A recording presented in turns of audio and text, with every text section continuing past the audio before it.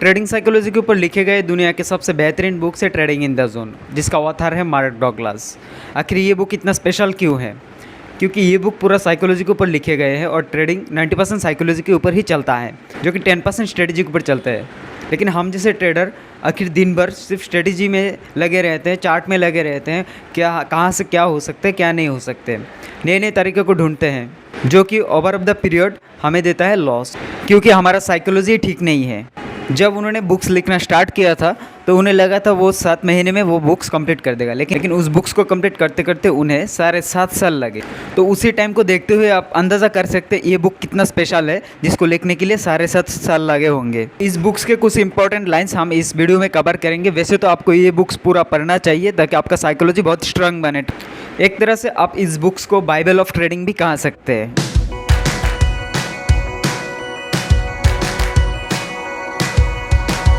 क्योंकि अगर आप साइकोलॉजी पे मास्टर कर लेंगे ना, तो आपको ज़्यादा स्ट्रेटेजी भी नहीं आता होगा, फिर भी आप मार्केट में सर्वाइव कर जाओगे। आपने आपको कभी भी टेक्निकल एनालिसिस का भगवान मत समझना, क्योंकि टेक्निकल एनालिसिस कभी भी फेल हो सकते हैं मार्केट में। अगर आप साइकोलॉजी एनालिसिस भी करते हैं, मेंटल एनालिसिस करते हैं, वो भी फेल होते हैं मार्केट में।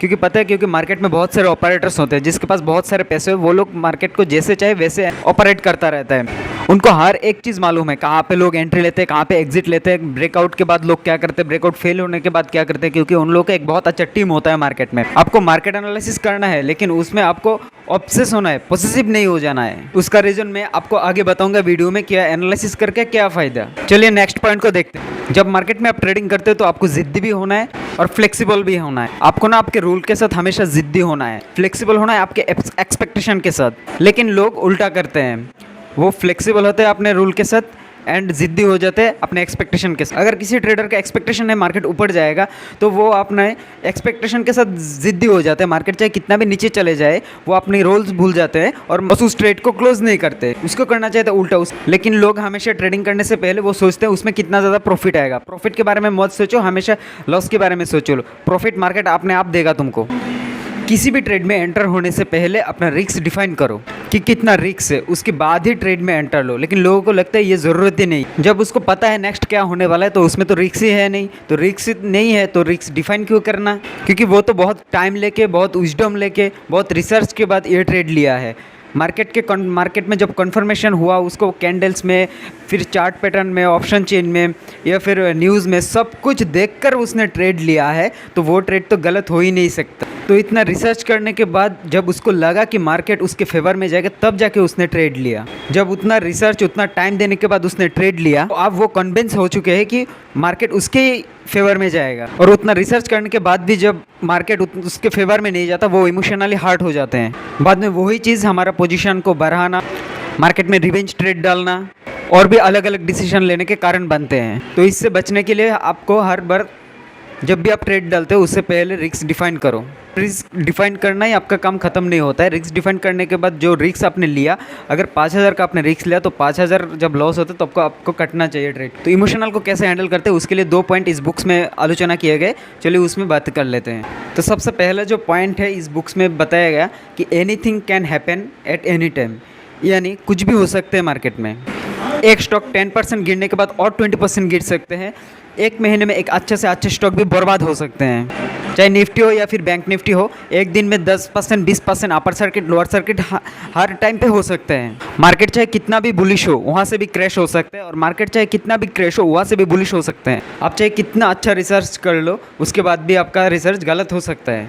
इसका मतलब एनीथिंग कैन हैपन, कुछ भी हो सकता है मार्केट में। आपका पूरा कैपिटल एक दिन में फ्लैश आउट भी हो सकते हैं। जिस ब्रोकर के साथ आप काम करते हो, वो ब्रोकर भी देवलिया हो सकते हैं। आपका फंड अटक सकते हैं। हर एक चीज़ को आपके दिमाग में रखना है। नेक्स्ट जो पॉइंट है वो है एवरी मोमेंट इज़ यूनिक, यानी हर एक मोमेंट अलग होता है। क्योंकि मार्केट में हर एक टाइम अलग अलग होता है, क्योंकि जो टाइम चला गया वो बीत गया। अभी जो नेक्स्ट टाइम आने वाला है वो कुछ नया होने वाला है। हर सेकंड मार्केट नया है, हर मिनट मार्केट नया है। तो चार्ट पैटर्न हम इसलिए नहीं देखते कि क्या होने वाला है, चार्ट पैटर्न हम इसलिए देखते हैं क्या हुआ है। उसके बेसिस पे हम सिर्फ अंदाज़ा करते हैं कि ये होने वाला है, लेकिन नहीं भी हो सकते। हिस्ट्री रिपीटेबल, लेकिन ज़रूरी नहीं है हर बार हो, क्योंकि मार्केट का जो पार्टिसिपेंट है वो भी चेंजेस होते रहते हैं। आज हम ट्रेड करने आए हैं तो कल हम ट्रेड करने के लिए नहीं भी रह सकते, हमारी जगह पे कोई और ट्रेड डालेगा। क्योंकि मार्केट इमोशन पे काम करते हैं। जो चार्ट देख के आपको लगता है मार्केट यहाँ से बुलिश होने वाला है, उसी चार्ट को देख के उसको लगता होगा कि मार्केट यहाँ से बेरिश होने वाला है। तो इस ट्रेड में कितने लोग पार्टिसिपेंट है, कौन कौन है, उनको क्या इमोशन है, उनका क्या साइकोलॉजी है, आपको कुछ नहीं पता। So every moment is unique. So third point, आपको जानने का ज़रूरत ही नहीं है अगला क्या होने वाला है मार्केट में पैसा कमाने के लिए। और हम लोग तो हर टाइम ऐसा ही सोचते हैं पैसा कमाने के लिए और एक ट्रेड कहाँ से लूँ, और उसके पीछे बहुत सारे रिसर्च भी करते हैं, बहुत सारे स्ट्रेटेजी भी लगाते हैं, लेकिन उसके बाद क्या आता है हमारे पास, एक लॉस। या तो लॉस, अगर प्रॉफिट भी आता है तो छोटा प्रॉफिट आता है, बड़ा प्रॉफिट नहीं आता है, क्योंकि इतने सारे मार्केट में हम लॉस कर चुके हैं तो हम बड़ा प्रॉफिट के लिए जा नहीं पाते। तो हमारी आंखों के सामने बड़ा बड़ा रैली आते हैं, लेकिन हम सिर्फ उसको देखते रहते हैं, हम पहले ही निकल जाते हैं उस ट्रेड से। तो आपको जानने की ज़रूरत ही नहीं है नेक्स्ट क्या होने वाला है आपको पैसा कमाने के लिए मार्केट से।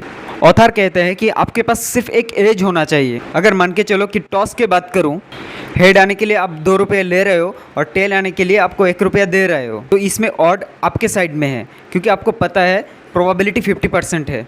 क्योंकि आपको पता है जैसे आप जीतोगे आपको 2 रुपया मिलेगा, जैसे आप हारोगे आपको 1 रुपया देना है। तो एज कुछ भी हो सकता है, आपका स्ट्राइक रेट भी एज हो सकता है। 10 ट्रेड अगर आप लेते हो उसमें 7 ट्रेड आप जीतते हो और 3 ट्रेड आप लूज़ करते हो। अगर आपका एज स्ट्राइक रेट के हिसाब से है, आप 10 ट्रेड लेते हो तो 7 ट्रेड जीतते हो, 3 ट्रेड लॉस करते हो, तब आपको अपने रूल के साथ जिद्दी रहना है, तब आपको अपने एक्सपेक्टेशन के साथ फ्लेक्सिबल रहना है। अगर इस बुक्स का कंक्लूजन मैं आपको दूँ तो आपको ना प्रोबेबिलिटी के ऊपर ज़्यादा ध्यान देना चाहिए। जैसे इस बुक्स में टॉस के एक एग्जाम्पल दिया गया है, जैसे चार बार अगर आपने टॉस किया उसमें चारों बार हेड आया, ज़रूरी नहीं है कि 5th टाइम टेल आए, तो हो सकता है कि 5th टाइम भी हेड ही आए। हर टाइम प्रोबेबिलिटी 50-50 होता है। ठीक उसी तरह ट्रेडिंग में हर एक ट्रेड 50-50 चांसेस है प्रॉफिट एंड लूज का। एक अच्छा ट्रेडर हमेशा प्रोबेबिलिटी में ही सोचता है, उसको पता है, वो कभी भी नहीं सोचता ये ट्रेड ऊपर जाएगा कि नीचे जाएगा। ट्रेडर हमेशा सोचता है अगर ये ट्रेड मेरे फेवर में आया तो मैं कितना कमाऊंगा, अगर मेरे फेवर में नहीं आया तो मैं कितना गवाऊंगा।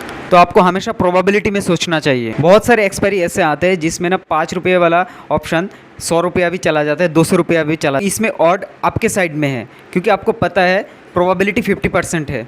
तो हम क्या करते हैं, उस ट्रेड को सिर्फ देखते रहते हैं, लेकिन उसको पकड़ नहीं पाते।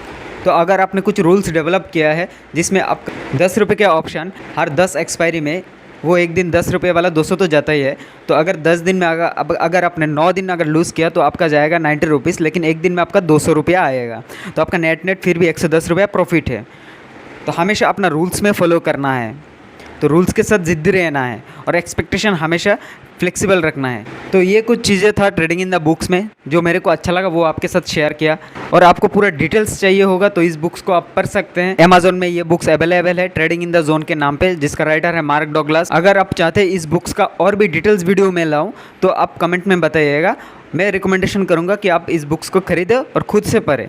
तो अगर आप इस चैनल में नए हो तो इस स्टॉक मार्केट किंग जौहर चैनल को सब्सक्राइब ज़रूर करना, इस वीडियो को ज़्यादा से ज़्यादा शेयर करना, ताकि हर एक ट्रेडर को पता चले ट्रेडिंग इन द जोन के बारे में। और डिस्क्रिप्शन में हमारे ऐप्स का लिंक दिया हुआ है, अगर किसी को पर्सनल मेंटरशिप चाहिए उस ऐप्स में जाके हमको मैसेज कर सकते हैं।